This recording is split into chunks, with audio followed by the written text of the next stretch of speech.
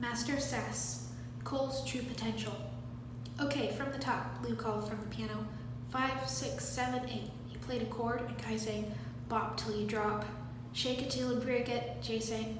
Move it till you lose it, Zane sang. Spin it till you win it, Cole and Irene harmonized. Stop, stop, Lou shouted, getting up and walking over. Ugh, if my ears weren't attached to my head, they'd be running away. He walked around them. Kai, love the energy, hate the hair. Kai received a whack to the head from Lou's cane. Jay, you're giving a lot, but I need more. Zane, you're like a machine. Don't change anything. It was all Irene could do not to laugh. Irene, you sound great, but you have to relax and loosen up. You're too stiff. And Cole, try to act like you want to be here. Lou walked back to the front. He's worse than Sensei Wu, Jay whispered to Kai. Okay, moving forward, let's take a look at the big show-stopping climax. Cole, we can't have history repeating itself, Lou said. Dad, it was the triple tiger sachet. I was 7, Cole protested. Irene's jaw dropped. What's the triple tiger sachet? Kai asked. Only the most difficult dance move ever created, Cole replied.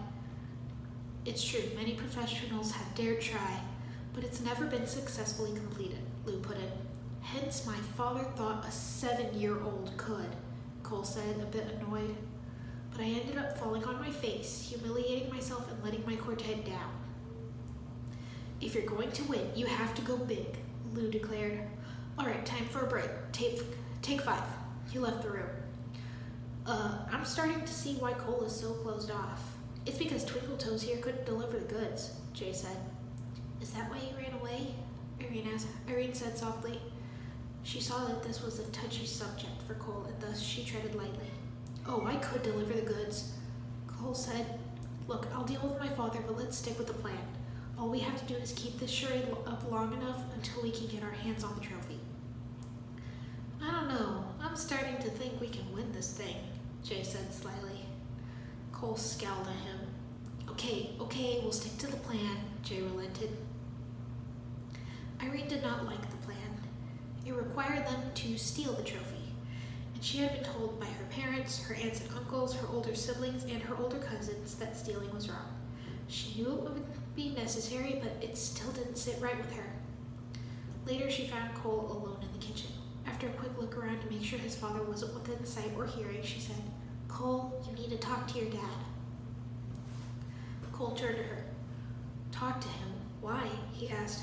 Look, I don't know what happened between you and him, but your relationship is strained. I don't know what it's like to be on bad terms with my father, and I hope I never will. But I can tell your dad loves you. Be honest with him, she said. He's so set on me following in his footsteps, I don't think he'll listen, Cole said sadly. Irene walked up and grabbed his shoulders. Look me in the eye. I am very good at reading people, and I can read your dad like a picture book. He wants you to be the best Cole you can be. He just thinks that's making you a dancer like him. You gotta show him the best version of you is a ninja, the master of Earth, she said. Talk to him. Cole smiled. I did say that I would listen to you more often, he remembered. I'll talk to him, but not yet. Irene nodded. As long as you do talk to him, it doesn't matter too much when you do it.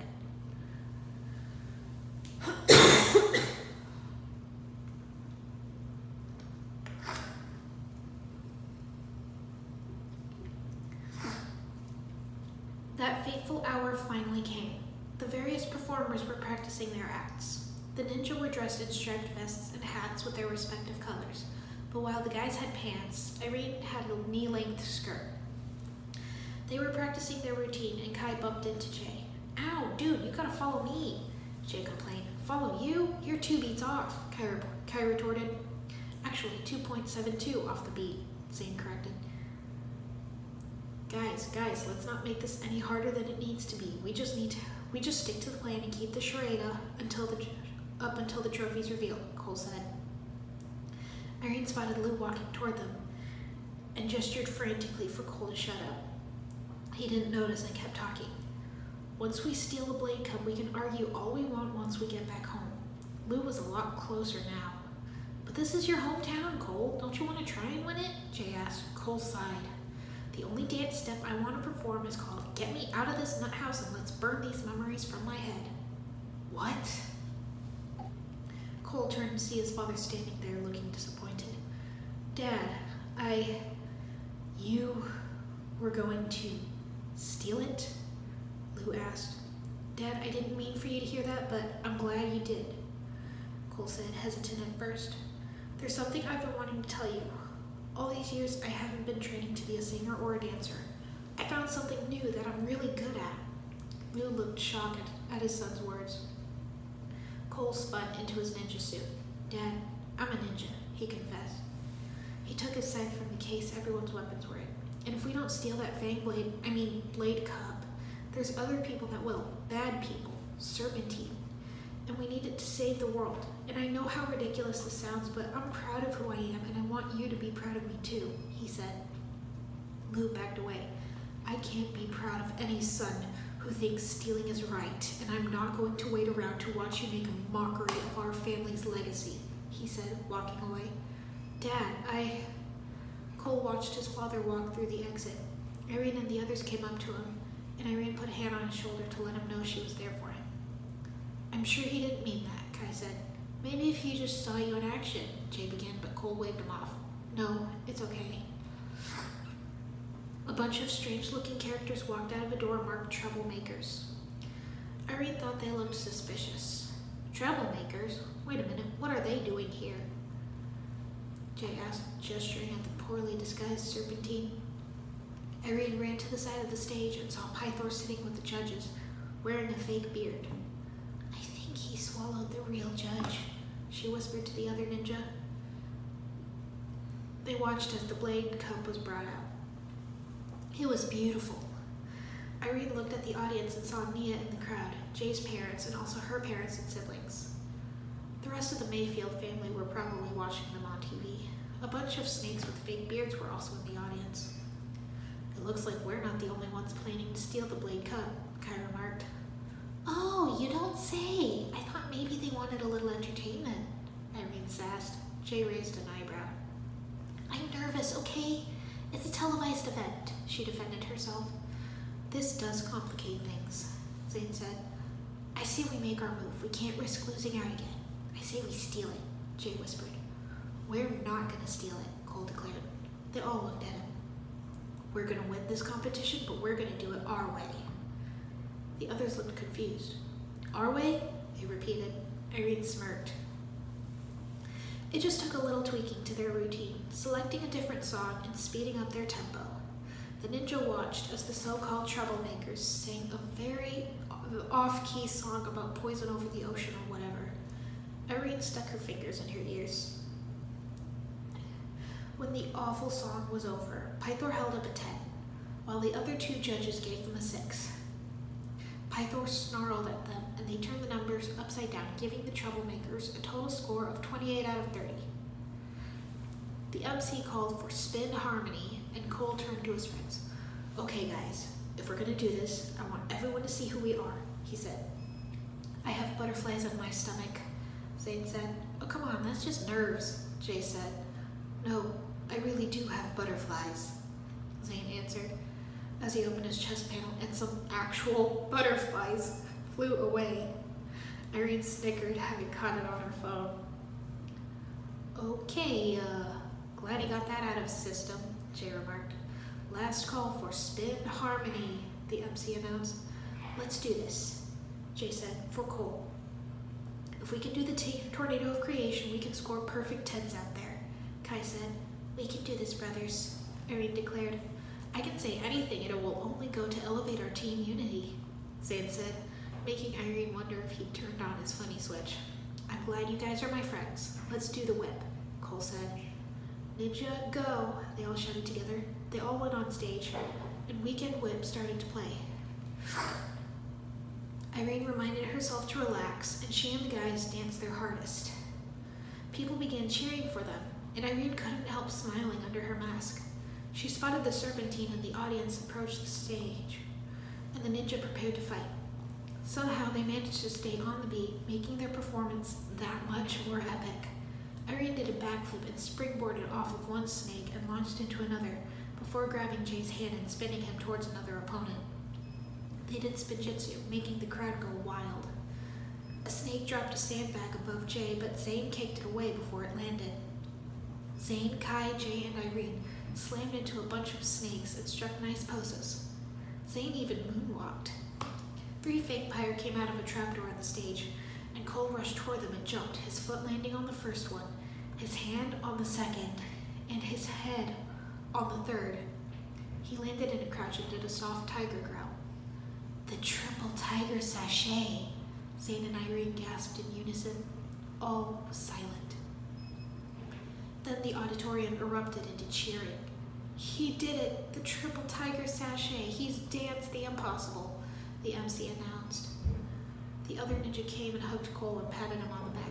You did it! I'm so proud of you, big brother, Irene cried. 2 of the judges each held up a 10. Pythor held up a 0, but an arm poked out of his jaws and wrote a 1. The ninja had received a perfect score. The blade cup was presented to them, and Cole took it and held it above his head. Woo! Yeah, that's my baby sister! Mark's voice could be heard over all the noise. Irene waved to her family. Corinne was crying with joy. Brett and Mark were jumping up and down and chanting the ninjas' names, and Elise was doing some sort of happy dance. I've never felt more alive, Zane exclaimed as they walked backstage. It was amazing! We were amazing! Irene exclaimed. Haha, we did it! Jay cheered. No, Cole did it, Kai stated. Because of you, Ninjago will sleep safely tonight. Thanks, but go on and celebrate without me, he said, handing the trophy to Jay. Winning this just doesn't feel the same without my dad being able to. Cole! Dad? Cole cried in disbelief, turning to see his father with a proud smile on his face. He ran to him.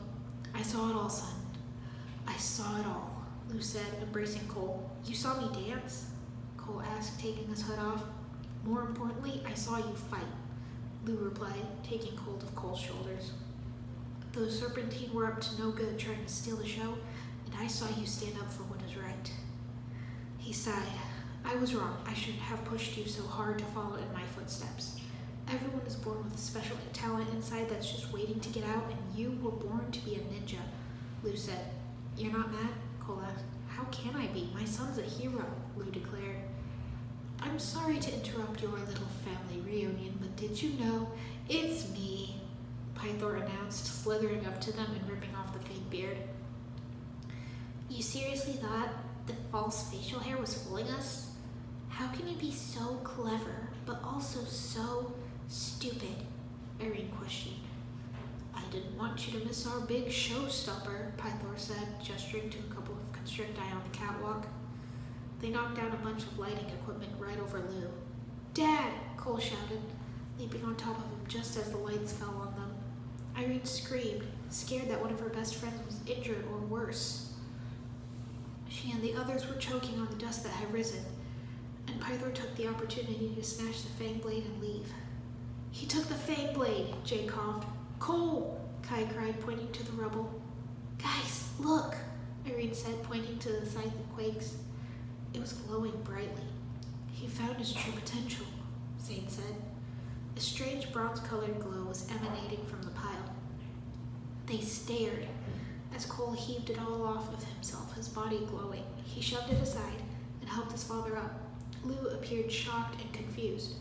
How did we survive that? He asked.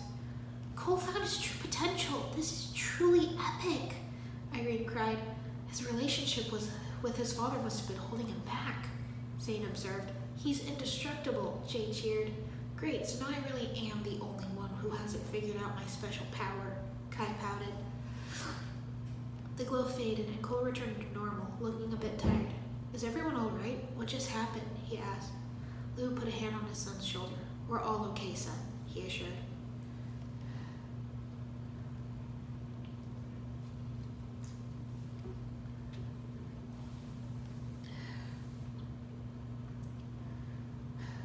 Back at Lou's house, the ninja were all on the couch talking and laughing about their achievements, winning the Blade Cup and Cole unlocking his true potential. I guess the scorecard now reads Pythor 2 Fang Blades, Ninja 0, Jay said. Yeah, but all we need is one and there's still 2 left to find, Cole reminded him. Who knows, maybe when I unlock my true potential, I'll turn into the destined green ninja, Kai said. The others laughed at him. Yeah, the only thing you're destined for is a more inflated ego, Cole sassed. Lou entered the room carrying a picture frame. It may not be the trophy, but it sure will look good on my wall, he said, hanging it up. It was a photo of the 5 ninja, with Cole holding up the trophy. As far as I'm concerned, you're all family now, Lou said with a smile. Irene grinned as she and the others went in for a group hug.